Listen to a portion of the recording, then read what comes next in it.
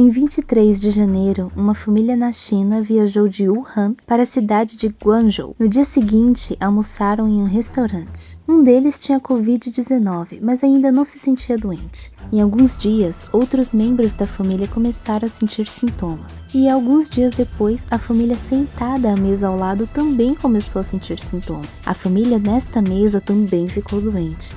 Pesquisadores dizem que essa primeira pessoa foi a fonte de todas essas infecções, mesmo alguns deles sentados a quase 4 metros de distância, mas as pessoas que estavam nessas mesas não adoeceram. Por quê? Olá, como vai?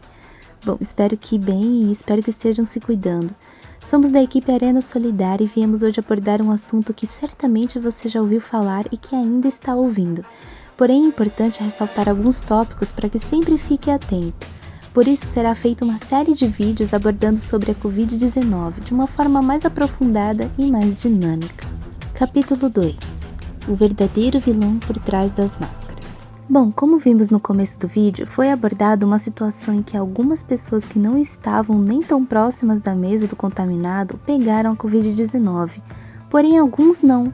Isso ocorreu por conta do ar-condicionado bem aqui, que manteve o ar fluindo nesta direção. Ele faz o vírus circular dessa pessoa pelo ar para essas outras famílias. Esta história destaca algo sobre o coronavírus, que a maioria de nós está apenas começando a entender, que é a sua capacidade de viajar pelo ar. E à medida que os espaços públicos reabrem, surgem algumas grandes questões. É seguro mesmo ir à praia? E a um parque?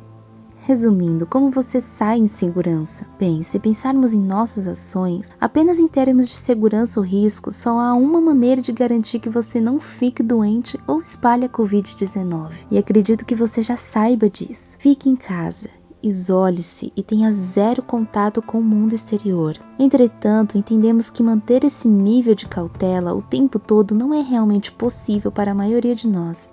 Nós precisamos de comida, precisamos de suprimento e às vezes só precisamos dar uma caminhada. Portanto, o objetivo de proteger a si e aos outros da Covid-19 não é eliminar completamente o risco, é minimizá-lo. Se esse lado é uma quarentena perpétua e este lado é ser exposto à tosse de pessoas doentes, a ideia é tentar ficar o mais próximo possível deste lado. Então vamos começar com sair para uma caminhada. Toda vez que respiramos, mais especialmente quando falamos e especialmente quando tossimos ou mesmo espirramos, nós liberamos pequenas gotículas de água. Algumas delas são grandes e pesadas e caem no chão rapidamente, como pequenas gotas de saliva. Outras são menores e muito mais leves, então elas flutuam mais longe pelo ar. E estas mesmas gotículas são o que carrega o vírus.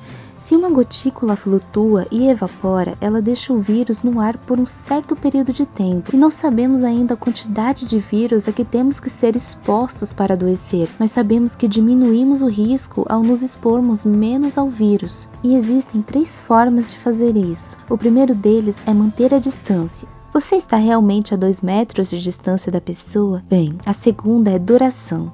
Você está encontrando essa pessoa por 1 segundo enquanto ela passa correndo por você? Ou você está perto dela por 1 hora? E por último, a terceira, que é a ventilação. Há um bom fluxo de ar ao redor de vocês que possa dispensar partículas virais? Ou vocês estão em um lugar fechado onde o vírus vai permanecer? A diferença entre como o ar se movimenta em lugares fechados ou abertos é enorme. Para demonstrar isso, utilizaremos um spray que brilha na luz ultravioleta, borrifando a 1 metro de distância em um lugar fechado e no lugar aberto.